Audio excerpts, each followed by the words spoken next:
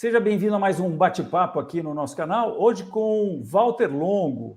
Walter Longo é publicitário, administrador de empresas, tem MBA na na Universidade da Califórnia, é empreendedor digital, palestrante internacional, sócio-diretor da Unimark Comunicação. Anteriormente, ele foi presidente do Grupo Abril, mentor de estratégia e inovação do Grupo Newcom, holding de comunicação do Grupo WPP, que inclui as agências Young Rubicon, Wunderman, Grey Brasil, VML, entre outras. Já ocupou cargos de diretor-geral para a América Latina do Grupo Young Rubicon e foi presidente no Brasil da Grey Advertising, Wunderman Worldwide, TVA, MTV e do Grupo Newcom Bates.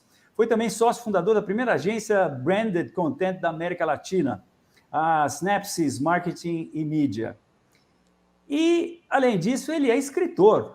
Seja muito bem-vindo, Walter, e conta pra gente quantos livros mesmo você já escreveu? Você sabe, Fausto, que quando você tem um currículo tão extenso, tem mais a ver com a idade do que a competência, né?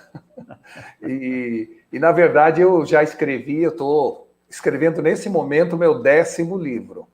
Então, foi assim, foram anos e anos escrevendo e eu sempre gostei de adicionar à minha carreira profissional uma carreira acadêmica. Sempre dei aula em faculdade, fui sempre um palestrante em muitos países, inclusive. Então, sempre procurei ser um gerador de insights e dentro dessa visão, o livro continua sendo uma forma de você entregar ao mercado um pouco das suas ideias, seus conceitos, seus insights. Então, eu tenho sido um escritor intenso, vamos dizer assim. Nos últimos anos, escrevi esses vários livros aí, e o próximo sai no começo do ano que vem. Nós esquecemos de falar uma coisa também, né, Walter? Você é sócio de uma empresa que criou uma criptomoeda que está indo muito bem. Na verdade, eu não sou sócio, eu sou membro do conselho da Webex, não é? Webex, Isso, exato. Eu sou membro do conselho e a razão de eu ser membro do conselho da Webex, eu acredito que seja pela minha prática no mundo digital, ou seja, já faz acho que uns 15 ou 20 anos que eu tenho me dedicado muito ao mundo digital. Eu acredito que o mundo digital foi uma revolução sem precedentes e sempre fui uma pessoa fã de quanto que o digital alterou para melhor o mundo, apesar de, claro, como tudo que é novo, traz também alguns problemas. Mas o digital trouxe, eu que sou uma pessoa que gosto de dividir com os outros o que eu aprendo, o que eu conheço, imagina o que é para mim entender que, de repente, existe uma forma de qualquer pessoa, em qualquer ponto do país, ter acesso à Biblioteca Nacional do Congresso de Washington. A democratização do conhecimento é algo que o mundo digital trouxe e que, de certa maneira, é quase que um retorno ao paraíso para mim. Ou seja, quando Adão e Eva comeram vamos dizer, ou tiveram o interesse, o desejo de comer o fruto da árvore do conhecimento, tá certo? Por causa disso, eles foram expulsos do paraíso.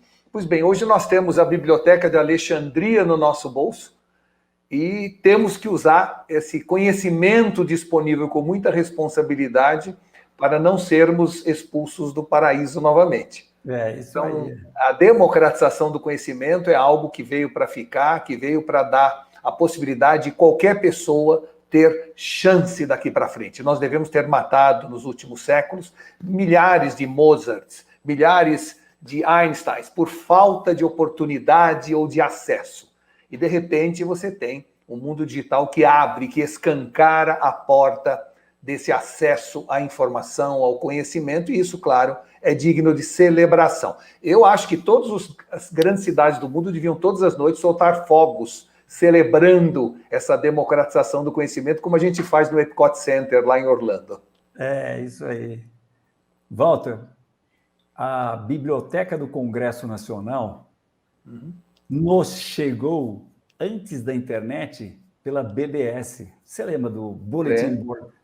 Claro que lembro. Mas ainda era algo restrito, não estava na mão de todo mundo, não estava com acesso, né, como hoje nós temos. Então, eu tenho a impressão de que a gente pode celebrar, não apenas o digital, mas o início de 2007, que foi quando a internet se tornou algo portátil, algo no bolso, com a chegada dos iPhones, né? Quando o Steve Jobs lançou o iPhone, ele não tinha talvez ideia da revolução que ele estava trazendo para o mundo, né? E não é por acaso que a Apple é hoje a empresa mais valiosa do mundo, porque ela mudou tudo nesse aspecto, né? De você ter a chance, a possibilidade de saber o que quiser, a hora que der vontade, na profundidade desejada, né? Bastando o toque de um botão. Isso era algo impensável, nem os Jetsons, no melhor tempo da ficção científica, podia prever esta máquina de conhecimento à nossa disposição.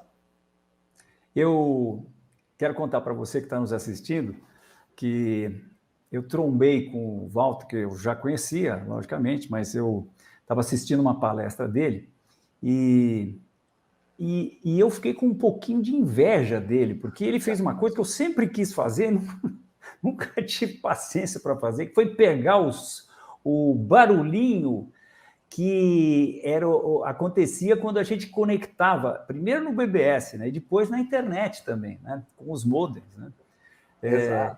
A gente tinha aquele barulho. Ô, Walter, eu vou te contar uma história. Nós fundamos a Broadcast, que depois foi vendida para a Agência Estado, né? Certo. E nós, então, estávamos competindo contra a CNA, que fornecia cotações, gráficos e notícias em tempo real. Aliás, era só cotações naquela época, em tempo real. Ela funcionava com mainframe. Mainframe para terminais burros, que eram terminais dedicados, né? Precisava 45 dias para instalar uma linha direta. Lembra das LPs que a gente instalava? É verdade. E nós, com a Broadcast, nós fizemos um processo em que a gente mandava esse processo por ondas de rádio, né? E para isso, nós, então, fizemos um hardware que ficava lá no final e nós tínhamos que transmitir isso. E para isso, nós tínhamos que modular e depois demodular, e por isso usávamos um modem, né? Modulador, demodulador. E fizemos um contrato com a Rádio Eldorado, que tinha... porque a rádio tem 250 ou 200 megahertz de frequência. Né? 100 usa para transmitir a rádio, 50 para o estéreo, ficava 50... e que antigamente mandava aquela musiquinha de dentista, lembra? Isso, e que a gente usava para transmitir dados, era uma área, um espectro livre para a gente transmitir dados que ocupava muito menos espectro do que imagem ou som. Exatamente, foi aí que nós entramos e nós tivemos que ir no Dentel para que o Dentel de então aprovasse que se pudesse transmitir dados nessa faixa. Então, nós estávamos no meio da nossa experiência, nós éramos uma startup naquela época, só não tínhamos esse nome, mas éramos literalmente uma startup, né? E aí teve um dia que, na sexta-feira, o meu sócio falou, está tudo funcionando direitinho, nós estamos transmitindo dados pela subportadora da Rádio Eldorado, mas parece que nós temos que botar um filtro. Aí eu fui viajar, fim de semana, voltei para São Paulo, quando eu estava na Marginal, eu sintonizei na Eldorado, que só tocava música de música clássica, né? E lá no fundinho eu escutava assim... Eu falei, pelo amor de Deus, nós vamos perder o contrato. Mas, felizmente, a gente conseguiu. Então, olha, é um prazer enorme estar conversando com um cara que nem você, que tem a minha idade, né? Na verdade, praticamente a mesma idade. Nós não vamos falar disso muito aqui, né, Walter? Tá certo? Mas nós somos raros, pessoas raras, porque é pouca gente com a nossa idade que está aí na frente, né, dessa tecnologia, que entendeu esse processo, que eventualmente conseguiu já tomar a pílula vermelha, né, e sacou o processo e a exponencialidade dessa tecnologia, né? Então, o que te levou, Walter, a sacar logo de cara o metaverso? Foi depois do Zuckerberg anunciar ou foi antes? Você, com certeza, já estava ligado antes. Né? Eu, de certa maneira, aproveito, até por causa de ser palestrante e em função de escrever livros, etc., eu estou sempre, de alguma maneira, buscando o leading edge da tecnologia, da inovação, né? Eu sempre procuro estudar não o que está aqui, mas o que estará aqui em breve. Foi assim que, na minha vida profissional, eu fiz um podcasting, lancei uma empresa chamada Podcasting Brasil, exatamente em 2007, quando foi o primeiro podcast chamado Podcast em Brasil, numa época em que quase não se falava de podcast. Depois entrei na área de branded content, alguns anos mais tarde também, inaugurando a primeira empresa de advertainment ou de branded content da América Latina. Então eu sempre procuro estar um pouco à frente. Eu entendo que fazer comunicação ou ter como missão, né, produzir comunicação, você precisa ser exatamente como atirar num pato em pleno voo. Não adianta você mirar onde o pato está. Você tem que mirar onde o pato vai estar quando o tiro chegar lá. E dentro dessa metáfora de ver as coisas um pouco mais para frente, eu tenho estudado tudo o que vem por aí de tendências, tomando muito cuidado para evitar os hypes que nós chamamos, aquilo que parece ser uma tendência, mas na verdade é apenas alguma coisa que vai subir e descer com a velocidade de um rojão. Então, ao tentar separar o joio do trigo e tentar identificar o que são tendências efetivamente que valem a pena uma análise mais aprofundada, de certa maneira eu já vinha estudando o metaverso e a entrada do Zuckerberg nesse mundo, de certa maneira, acelerou esta tendência que já vinha ocorrendo. Mas é muito importante dizer a você que, na minha opinião, uma tendência não se realiza quando fatos acontecem. Eu acho que é ao contrário. Fatos acontecem quando vão ao encontro de uma tendência.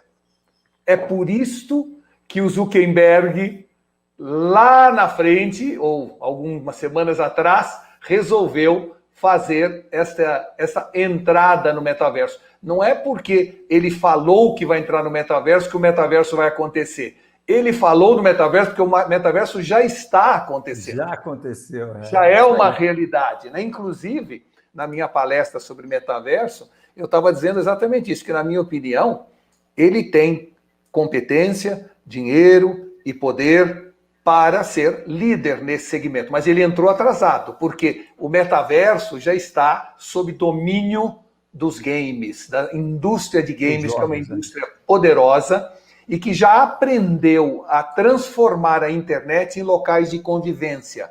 Já aprendeu a vender skins, armas, roupas, do jeito que o metaverso agora vai começar a vender. Então, a indústria de games, a Tencent, inclusive, como uma das grandes líderes do mundo dos games, está muito à frente. Não é? Porém, não vamos desprezar a importância do reino de Zuckerberg, que tem aí a Oculus, que é uma empresa de realidade virtual, não é? Que tem um poder e um volume de dados brutal em relação a todos os habitantes do planeta. Então, se tem uma empresa que vem falando sério sobre isso, é exatamente o Facebook, ou Meta agora, né? E eu acredito, portanto, que quando o Facebook entrou, de certa maneira, aí o mainstream, não aquelas pessoas que são pioneiros, mas aqueles que não estão muito no leading edge, começam a falar do assunto. O próprio Fantástico falou. Então, quando o Fantástico fala do assunto, é porque o assunto já deixou de ser uma mera especulação e passa a ser alguma coisa que veio para, de alguma maneira, criar ruído e fazer barulho nesse mercado. Eu acredito que o metaverso está pronto para acontecer. E por que eu acredito? Bom, o Zuckerberg também acredita, mas por que eu acredito? Primeiro, porque nós tivemos nos últimos 8, 10 anos um treinamento para o metaverso dentro das redes sociais. Ou seja, as redes sociais foram um treinamento da população, como a gente normalmente faz treinamento de incêndio para o dia que pegar fogo um lugar, não é?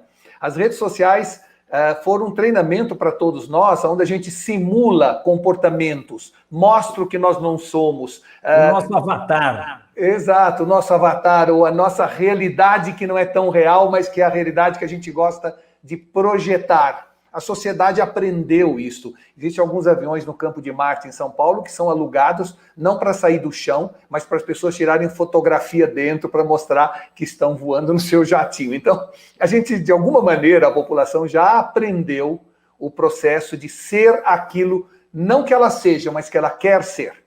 Então, isso foi um treinamento. A segunda coisa... Muito interessante esse seu... insight, ideia que nós já estamos meio que treinados, realmente. As redes sociais nos treinaram. Muito legal.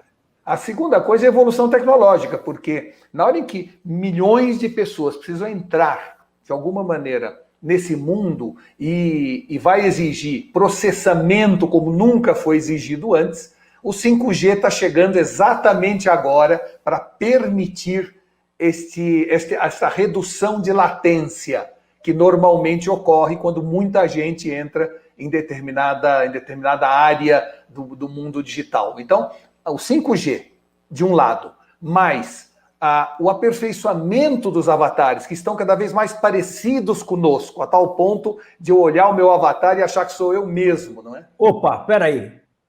O Walter Longo já fez o avatar dele? Porque, olha, inspirado no Walter Longo, o Fausto Botelho fará o seu avatar em 2021 ainda. Não sei qual dia de 2021, mas eu vou fazer. E vou usar aquele que você falou na sua palestra lá, que é aquele que faz... esqueci o nome. Human, como é que é? Human... Eu apresentei tantos que eu nem me lembro qual é, mas eu tenho a impressão de que você está falando dos avatares que têm uma semelhança absoluta com você, não é isso? Dos meta-humans, que a gente chama, né? Meta-humans, exatamente. Isso, mas eu acredito que existem hoje está se fazendo 3 tipos de avatar. Tem o avatar caricatura, que é um avatar mais fácil, mais barato, né? Que você pode montar logo. Tem um avatar perfeito, que é esse meta-human, que você olhando, você acha que é você às vezes se confunde, será que isso é uma foto, ou um filme meu, ou é um avatar? E tem o terceiro, que está sendo a grande tendência, para que as pessoas não corram riscos dentro, que é o chamado híbrido, que não é nem caricatura nem real. Você sabe que é um avatar, mas, na verdade, é muito parecido com você. E essa talvez seja a tendência. Existe uma agência no Brasil que produz avatares chamada Biobots, e que está se especializando em avatares híbridos, que é o avatar com todas as suas características, mas que você nota que é o avatar e não você mesmo naquele local. A terceira... Aí, o Walter já fez o avatar dele? Então, eu já encomendei. Ele é um avatar que eu quero fazer um avatar híbrido, ele demora uns 2 ou 3 meses para ser feito, e eles estão, nesse momento, construindo. Eu entendo que o avatar, para mim, é muito ainda uma experiência. Eu não acredito que eu vá ter uma vida muito profícua dentro desses mundos do Invo ou do Avakin Life, nada disso. Mas eu acho que, como estudioso do assunto, é minha obrigação não só fazer o avatar, como também já comprei um terreno, construí uma casa, né, no Upland, que fica em Bakersfield, na Califórnia, e agora estou mobiliando a casa para o meu avatar morar lá. Então, eu procurei fazer tudo isso simplesmente porque acho que eu não posso falar de um assunto sem viver esse assunto, né? É isso aí. E se Deus quiser, vou te visitar lá, Walter. Exatamente, exatamente. E é muito interessante.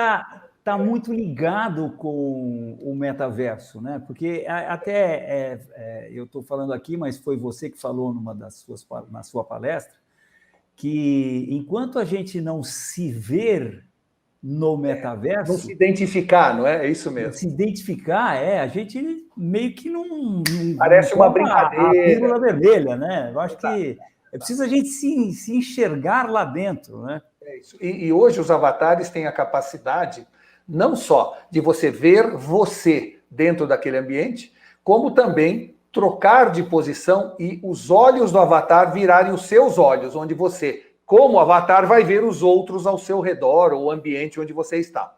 Então, no fundo, muita gente acha que o metaverso será um outro mundo separado, não é?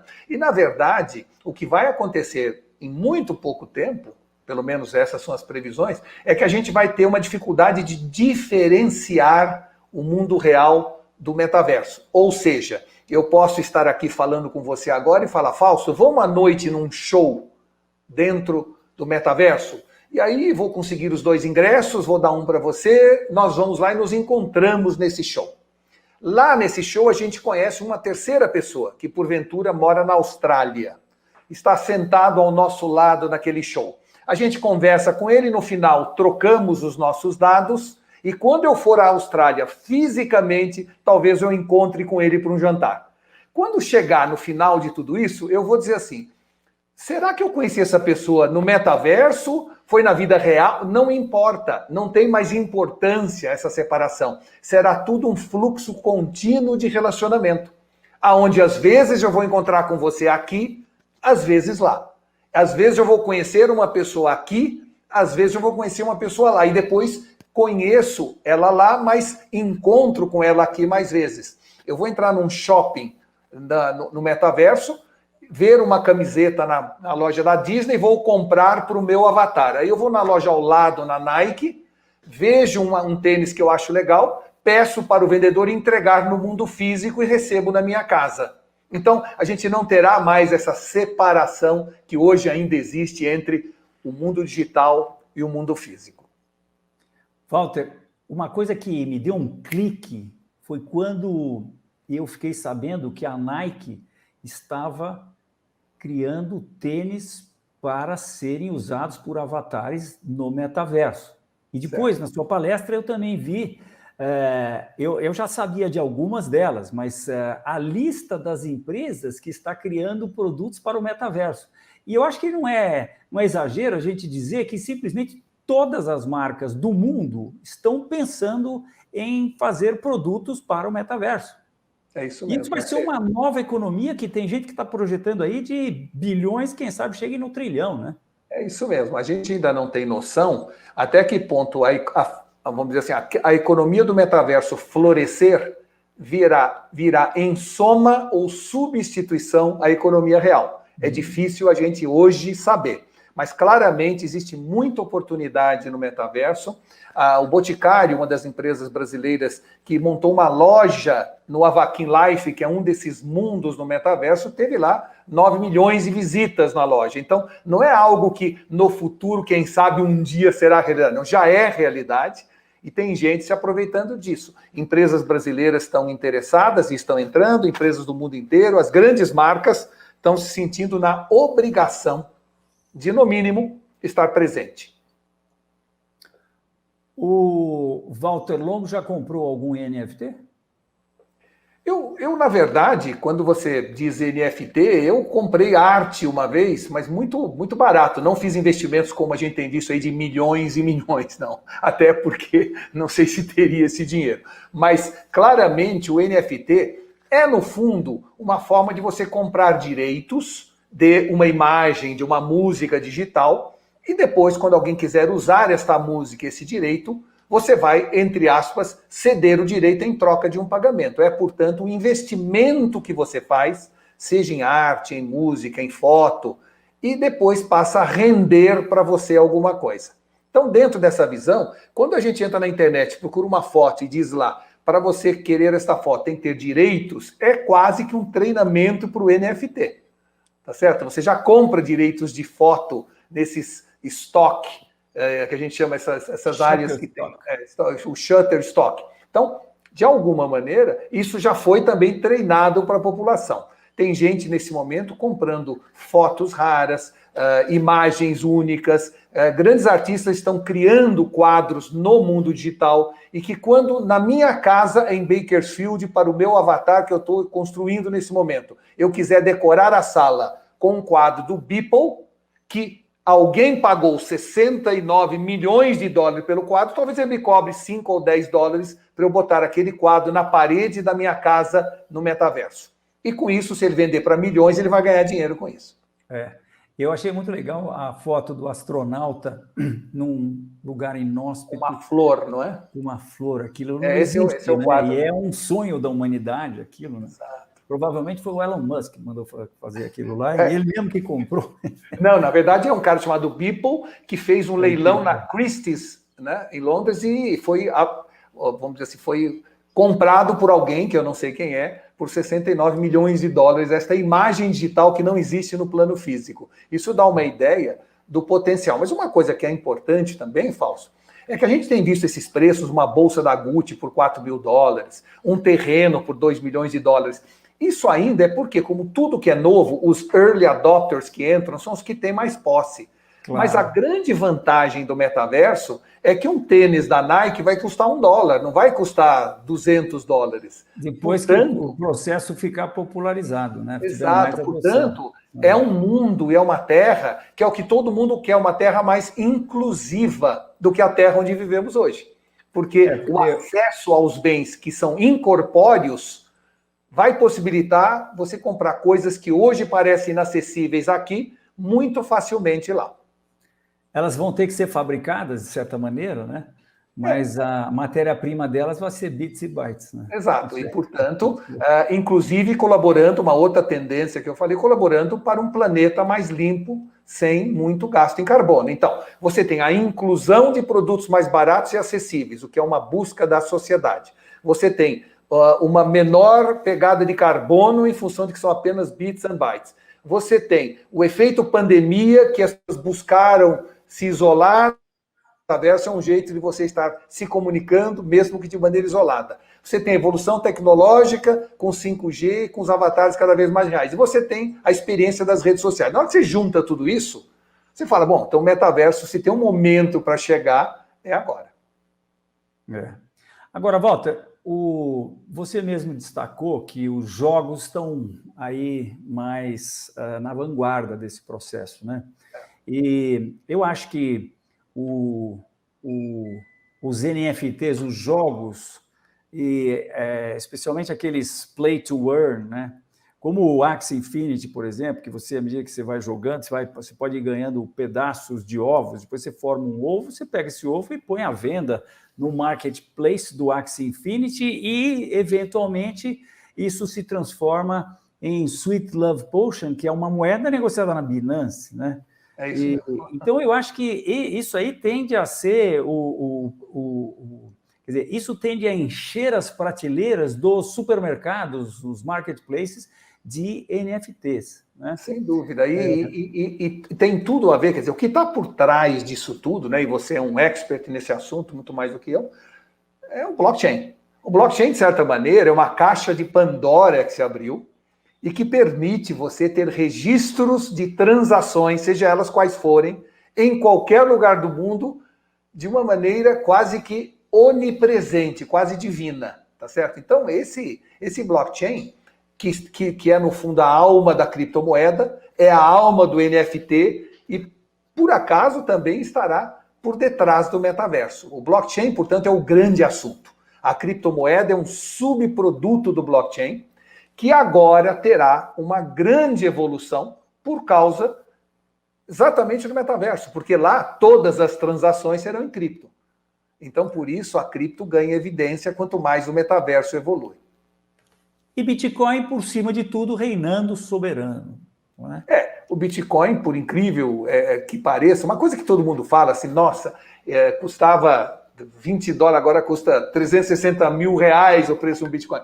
O que é importante entender? É que como tudo que sobe de maneira exponencial, não pensem que muita gente comprou por X e vendeu por 10.000X. Isso não é verdade, porque normalmente o ser humano ele tende a realizar investimentos após algum tipo de remuneração. Então, quando alguém comprou e um ano depois estava o dobro, quase todo mundo já vendeu. E quando estava o triplo, aí vendeu todo mundo. Alguém comprou pelo triplo e vendeu pelo sextuplo. Alguém comprou pelo sextuplo e vendeu quando valia 30 vezes mais. Então, não foi um enriquecimento de o que seria ruim para a economia, porque você estaria concentrando renda. É ao contrário. É a geração de riqueza para milhões de pessoas, aos poucos, ao redor de cada ano.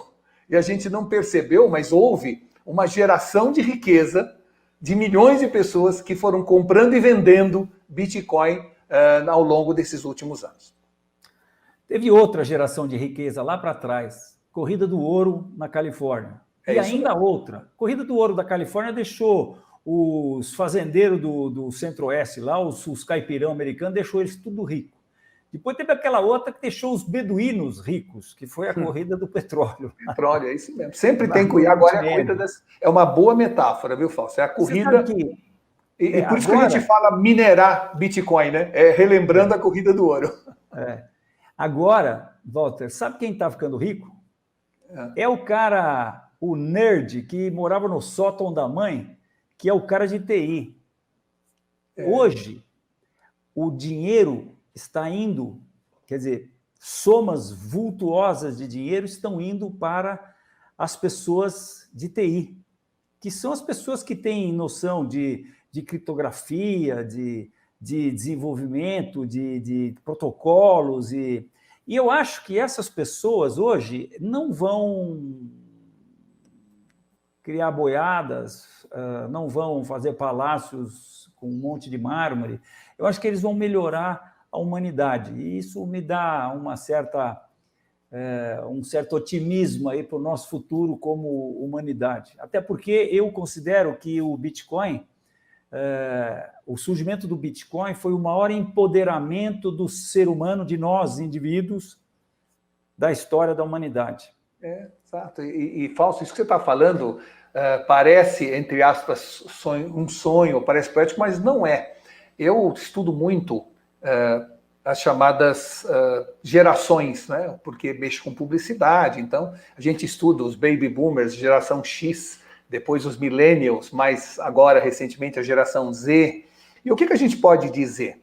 Que a primeira população que vai estar no metaverso é exatamente a geração Z, a mais recente, e os millennials. E quando você analisa... Um ou outro baby boomers, né? Como nós, exato. Mas a grande maioria serão deles. E por que eu digo que isso é relevante? Porque se, por um lado, os millennials são pessoas que a gente, às vezes, reclama porque eles estão dispostos a mudar o mundo, mas com preguiça de arrumar o quarto, né? A gente reclama muito deles quererem mais ser do que ter, de não terem mais a obsessão da produção que nós tínhamos, de entenderem que nenhum CNPJ vale um AVC e, portanto, terem uma vida muito mais frugal, não consumista. E claro que isso, para nós que estamos acostumados com essa aceleração, isso é um pouco frustrante. Por outro lado, essas pessoas é que estão ou estarão construindo o metaverso, esse novo planeta, esse novo mundo. E essas pessoas, quando você analisa em termos de personalidade, são muito mais honestas e íntegras que as gerações anteriores, são muito mais inclusivas, são muito mais entendendo a importância do desfrutar e do ser acabar sendo mais importante do que ter. Então, esse novo mundo será um mundo com uma nova moralidade, com uma nova forma de encarar a existência humana.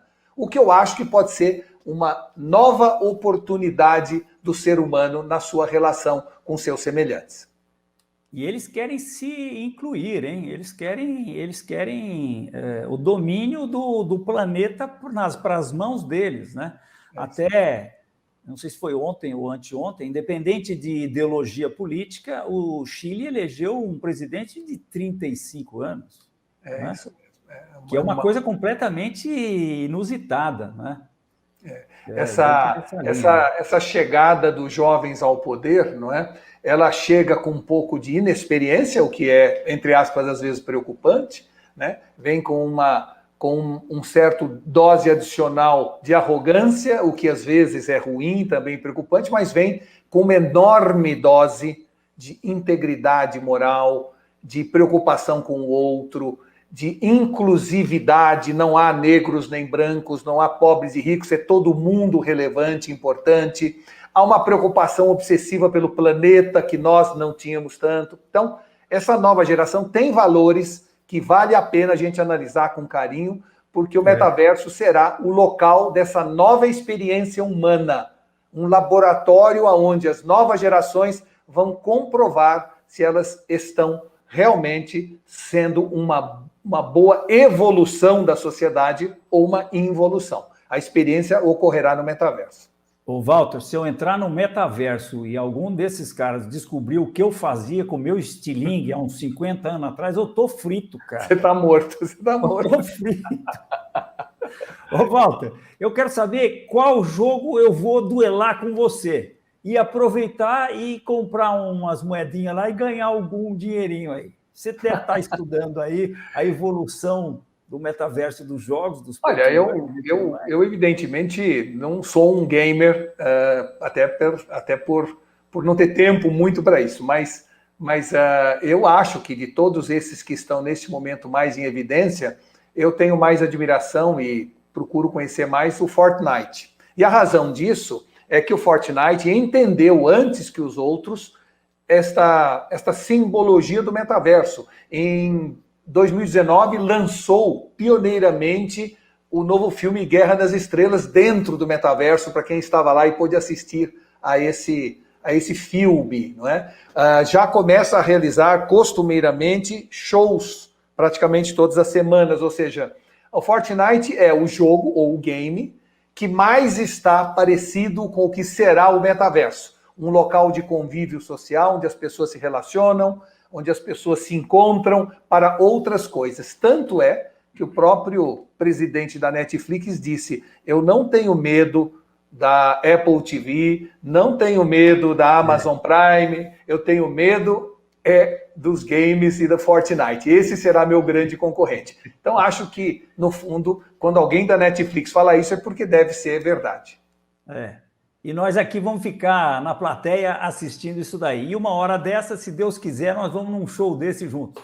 E se Deus quiser. Isso mesmo, querido. É isso aí. Olha, eu acho que foi muito interessante a conversa. Agradeço demais você de ter participado aqui. Espero que a gente possa aí estar junto aí mais vezes agora em 2022, com essa coisa amenizando um pouco. E estou à sua disposição aí, porque você precisar na minha área, aí, na parte de análise técnica, que é a nossa especialidade, gráficos e tudo mais, tá? Vamos estar junto, com certeza. 2022, eu acho que é um ano onde a gente, de certa maneira, começa de novo essa convivência maior, não é? Depois de 2 anos aí um pouco afastados um do outro. E mesmo eu, que não parei em nenhum momento, que viajei muito nesses 2 anos, porque entendi que, no fundo, era o melhor período para viajar, porque eu podia fazer todas as minhas reuniões à distância e, ao mesmo tempo, tudo vazio, tudo tranquilo, tudo barato, né? Mas, apesar disso, eu acabei não encontrando com todo mundo da mesma forma como encontrava antes. Então, que 2022 seja para nós e para todo mundo que está nos ouvindo e nos assistindo, um feliz ano novo, né? E também um ano de reencontro, que é sempre algo gostoso de acontecer. E olha, você que nos assiste, o Walter tem o canal dele, o link está aqui embaixo, tá? É isso aí, Walter, muito obrigado. Obrigado a você, Fausto. Se você gostou do vídeo, não deixe de assinar o canal, clica no sininho para você ser avisado de uns vídeos legais como esse aqui, e te vejo sim, não esquece de dar o like também, e eu te vejo na próxima. Tchau!